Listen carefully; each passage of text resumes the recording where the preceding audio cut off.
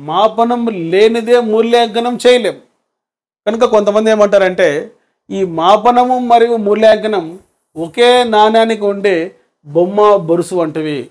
Measurement and evaluation are both sides of the same coin. మార్కులు రాబట్టకపోతే అంటే మాపనం చేయకపోతే విద్యార్థిని పై తరగతికి పంపించలేము, మూల్యాంకనం చేయలేము. కనుక మాపనము మూల్యాంకనము నికష గురించి మనం ఇప్పటివరకు తెలుసుకున్నాం.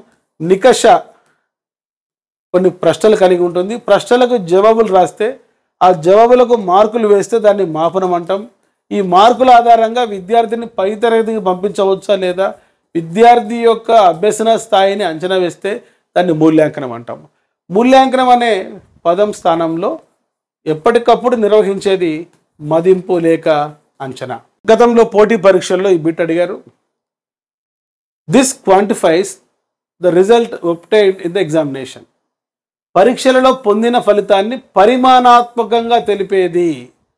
Answer మాపనం, measurement. అదే గుణాత్మకంగా తెలిపేది అంటే ఏమవుతుందంటే మూల్యాంకనం. Qualitative process evaluation, quantitative process లేక పరిమాణాత్మకమైనది మాపనం. ఈ విధంగా బిట్స్ అడగడానికి అవకాశం ఉంది రాబోయే పరీక్షల్లో. గతంలో ఒక ప్రశ్న అడగడం జరిగింది. వివిధ సాధనాలను ఉపయోగిస్తూ సేకరించిన దత్తాంశం ఆధారంగా విద్యార్థుల అభ్యసన సాధనపై ఒక అభిప్రాయానికి రావడం, నిర్ణయాలు తీసుకునే ప్రక్రియ. ఇప్పుడే మనం చెప్పుకున్నాం. మరియు వివిధ సాధనాలు అంటే టెస్టులు ఉపయోగిస్తూ, దత్తాంశం అంటే విద్యార్థుల మార్కుల ఆధారంగా అభ్యసన సాధనపై నిర్ణయాలు తీసుకునే ప్రక్రియ.